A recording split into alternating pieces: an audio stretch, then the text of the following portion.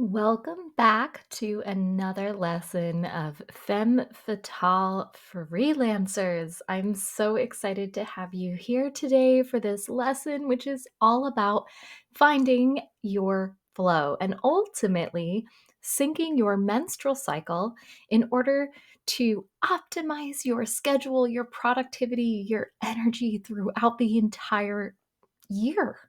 In fact, not only are we going to sync our cycles to the moon for increased energy and productivity, but we're going to be able to foster a deeper spiritual connection with nature, with the entire universe, and of course, with our own creative flow. So I'm so excited to have you here today. We're going to cover a little bit of history, a little bit of the mystery as to how we got this schedule that we follow today. And we're also going to talk about some really fun rituals you can incorporate into your daily, weekly, monthly routine in order to sync your cycle to the moon. Okay. So I'm really, really excited and honored to have you here with me as always. My name is Sarah Layton. I am your leader in the secret society of the Femme Fatale Freelancers. And I'm really, really honored to be able to talk to you today about this. I synced my cycle to the moon a couple years ago now, and it has been the most incredibly healing journey for me on a physical basis, on a spiritual basis. I could really probably go on for hours, and I can't wait to nerd out with you more in person about this.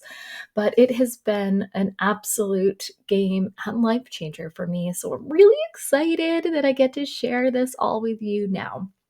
So, this might sound, if you have not gone deep into your own spiritual awakening and practices, some of this might sound a little woo, right?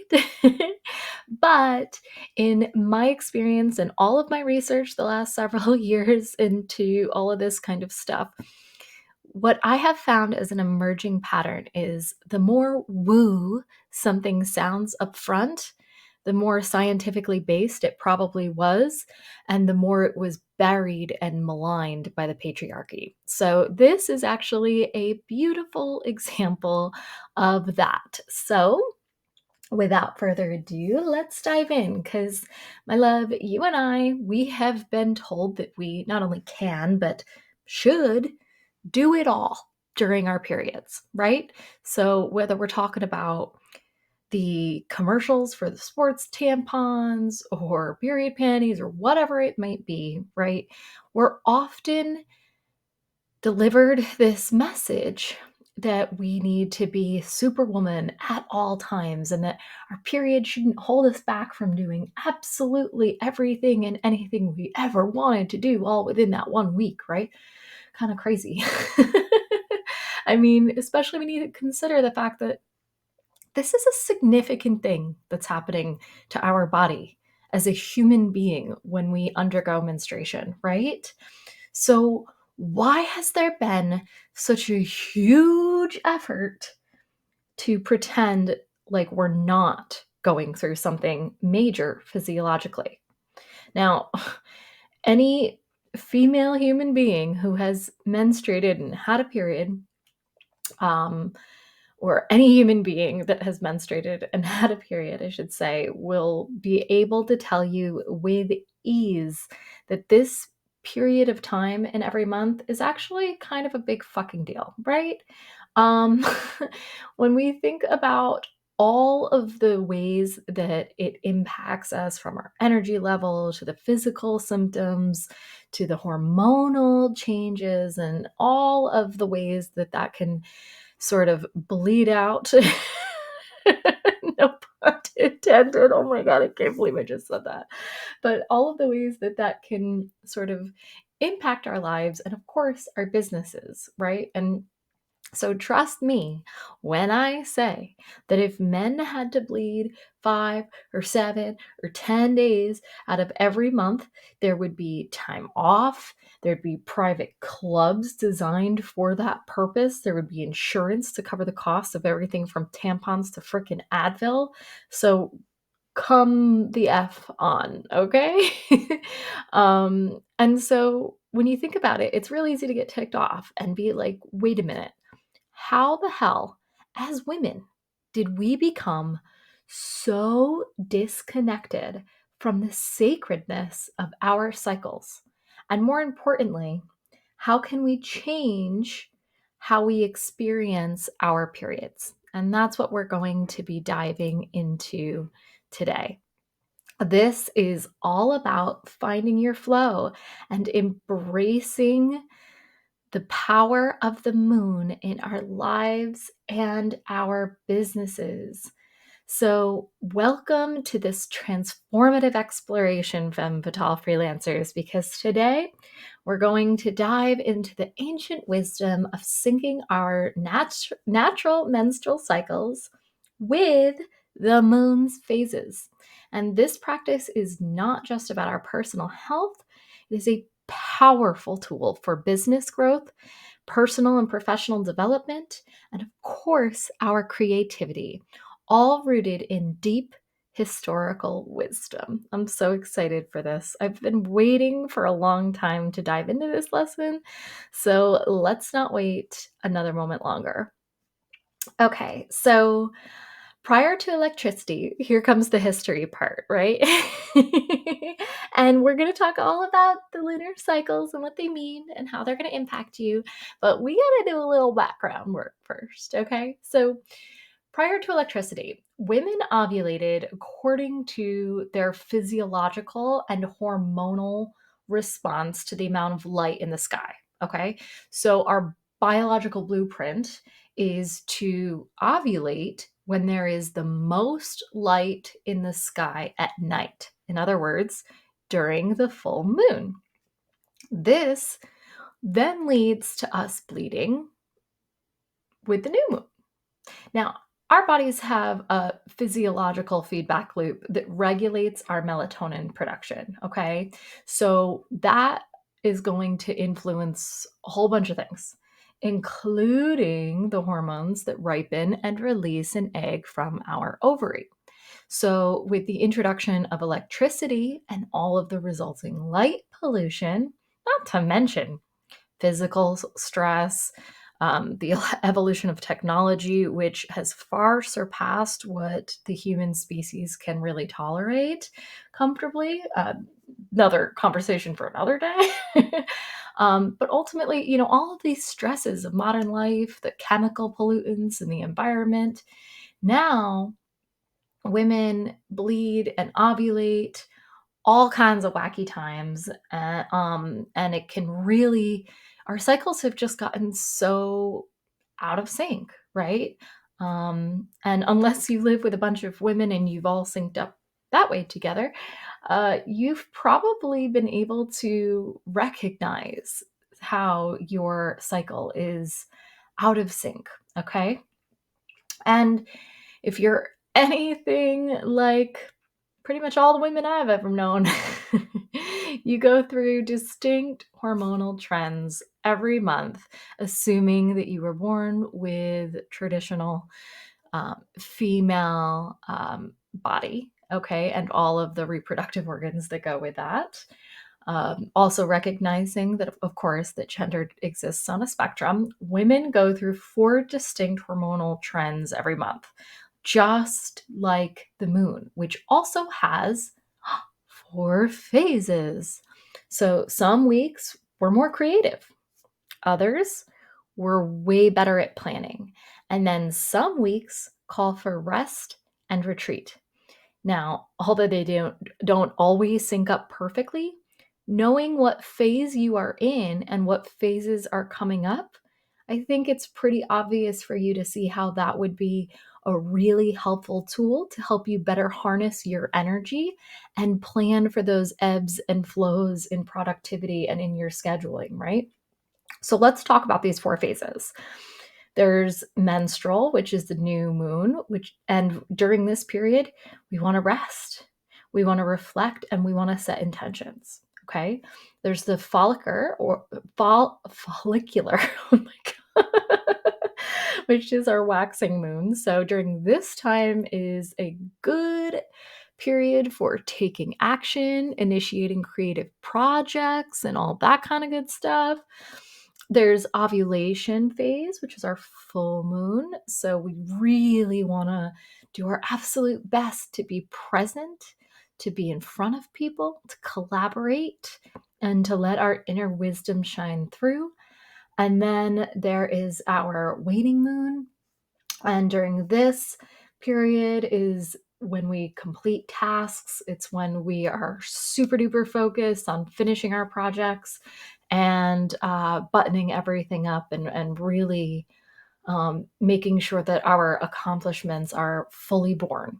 So, if you're not sure how your cycle relates to the moon, there is a really helpful tool that you might want to use. It's up to you. There's an app called My Moon Time.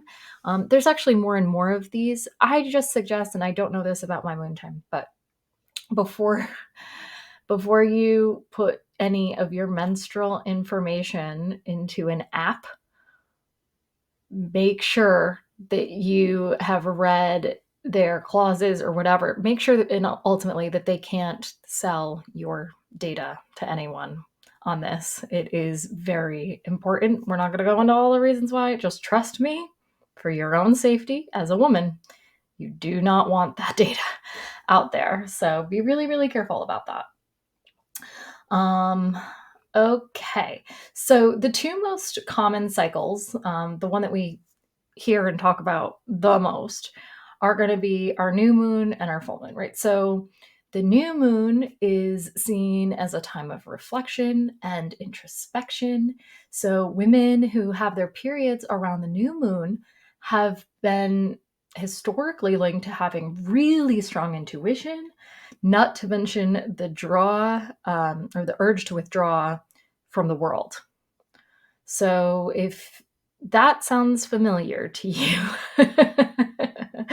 maybe this is why.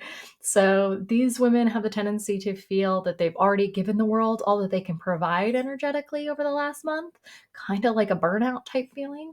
And so then they're going to choose more often than not to withdraw, okay, for the week, focusing on themselves and their own needs.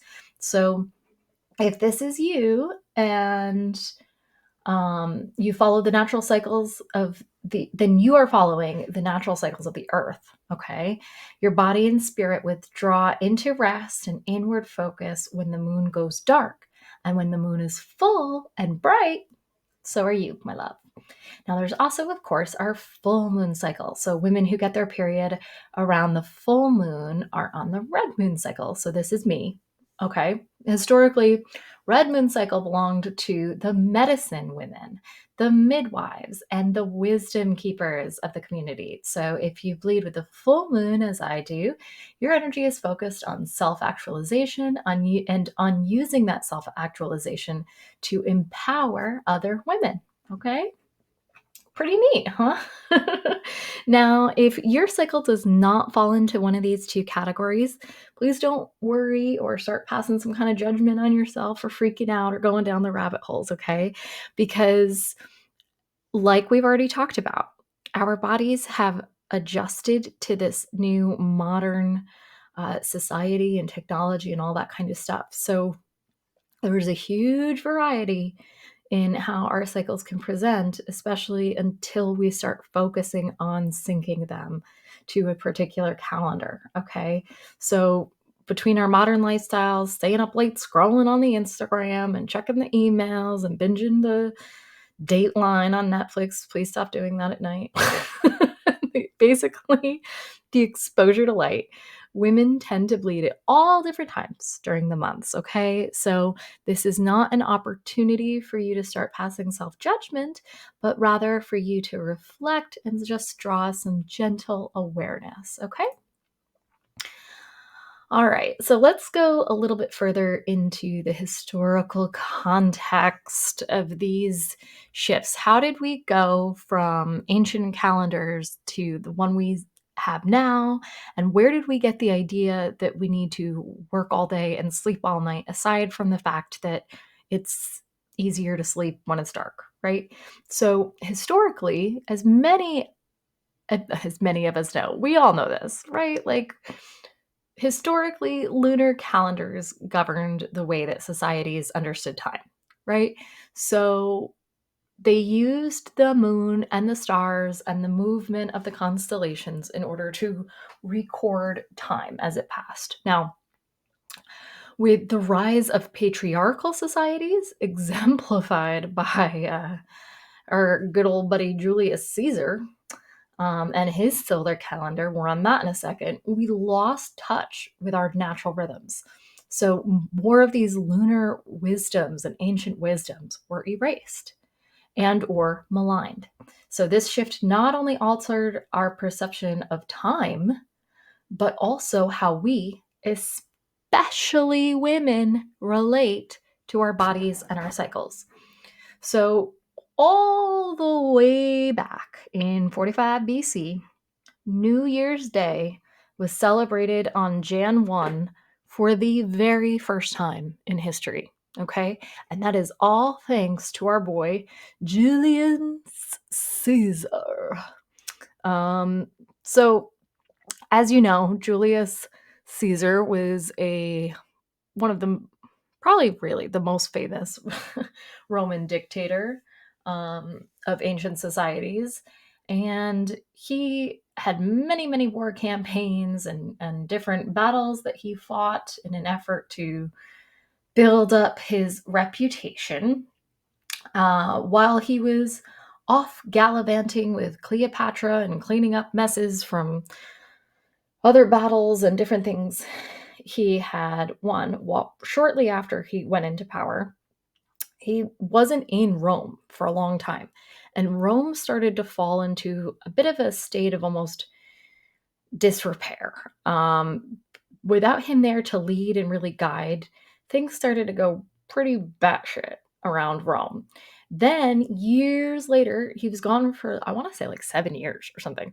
He comes back and finds that Rome is in shambles. Basically, cat was away, mice been playing, and it just really had gotten all kinds of wacky, including around the calendar and time. Okay. So it's the 7th century, and the Roman calendar has attempted to follow the lunar cycle, but it's really frequently fallen out of phase with the seasons, and it had to be corrected a lot. So, in addition to that, the pontifices, the Roman body, right, that was charged with overseeing the calendar, it might not surprise you that they liked to abuse their power a bit. Shocker. So they would do that by adding days to extend political terms or interfere with elections or do whatever they needed it to do to swing things in their way. Now, in designing his new calendar, when JC got back into town and realized everything was a mess, he turned to an Alexandrian astronomer who advised him to do away with the lunar cycle entirely and follow the solar year. And that, my love, is the very beginning of the erasure of ancient wisdom and the following of the lunar schedule. Okay. So now that we realize that following this lunar schedule and syncing our cycles is so much more natural and healthy physically, hormonally, spiritually, energetically, and ultimately for our business, let's talk about what we can do in order to get all synced up. And this is a big topic. We could go on and on and on, and there will be lots more supplemental content to come to help you in ritualizing and syncing your cycle. But in the short term, realigning with the lunar cycle is a really powerful act of reclamation. And it's really, I think it's going to be a turning point for you. It was definitely a huge turning point for me. And this alignment has allowed me to foster such a deep connection with my intuition, my creativity, my natural strengths. It's really just allowed me to flourish in so many ways I never imagined. So, the first thing you can do is to start paying attention, not just to your cycle more, but to the moon's cycles, and pay attention to how you feel during each one. This is a good time to start a new journal. We love any and every excuse for journals, bookshelves full of journals, right? So sometimes this simple acknowledgement, it can create a shift for us and a stronger connection with the moon's energy really quickly. Actually, you'd be surprised. You might even, I don't know, keep a chart of your period and the moon's phases, which might be a helpful visual tool for you. And you could start to notice a pattern of emotions and physical changes that occur at the same time each month that'll show you your cyclical nature.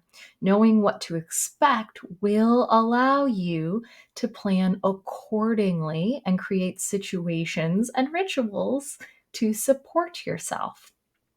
Next, I want you to stop sleeping with your phone or computer or your iPad or whatever it is. I know we hear this all of the time, and this is not the same old cliche advice about like, don't put it there because then you'll just like snooze your alarm and go back to bed. I'm sorry, but even if my phone is on the other end of the house and I have to get it up and I don't feel like getting up that day, I'll get back on the couch, right? Like, come on. So, this is not what we're talking about. What I'm trying to say is that remember how we were talking about electricity and the sunlight and all that, right? That it used to be that humans were only exposed to sunlight during the day and to moonlight at night. So, with the invention of electricity and our exposure to all this artificial light, our overall exposure to light and darkness shifted. So now we could be exposed to light 24/7. One of the biggest disruptors is our devices, which emit this endocrine disrupting blue light. So the blue light, right, exposure compromises the pineal gland's ability to create melatonin, which can throw off our ovulatory and circadian rhythms, making it difficult to get a good night's sleep. Okay? So that is why I want you to ditch the devices at bedtime. Number 3, I want you to sleep in the dark when you do sleep. So if you are on that red moon cycle like me, you are going to start working more and more at night and living more and more at night. And don't worry, this is actually going to be fun. But whenever you do go to sleep, you need to do it in the darkness. The darker the room, is the more melatonin release will be triggered. Okay. So then, if you'd like on the full moon, you can leave a nightlight on and your blinds open so that that natural moonlight can cast itself in, and that'll encourage your body to ovulate on the full moon. Alrighty. And then finally, I really encourage you to adopt a moon ritual that really resonates with you, or a whole bunch of them. And the adventure of trying out a bunch of new moon rituals can be so much fun and really help you to keep an open mind and an open heart and to flourish as you continue to explore your own creativity. So, I'm a big believer in rituals. I highly prioritize rituals over routines. And this doesn't have to be a big deal, okay? So it can be lighting a candle and writing a journal entry. That's simple enough. It can be writing down, this is one of my favorites for a full moon. I love to write down something that I want to let go of and then burn it under the moon. And then I place some water under the full moon to charge with the moon's energy. And I work that into my tea in the morning, or I use that water for painting watercolors. And I love watercolors because they really help to release control and to appreciate the beauty that can come from that, especially in a creative medium. So that's one of my favorites, but there's tons of ways that you can incorporate rituals into your daily, weekly, monthly routine. Moon bathing is actually same as sunbathing, right? But did you know that sitting out under the moon's light and soaking up all of her energy has a lot of physical benefits that counteract the ones that you get from the sun. Not in terms of aging and stuff like that, but it will really go a long way for your energy. So I hope that you have enjoyed this very introductory overview to finding your flow and syncing your cycle. If you'd like to learn more, please let me know within the Facebook group, and I will continue to create more content around the rituals that will allow you to sync your cycle to the moon.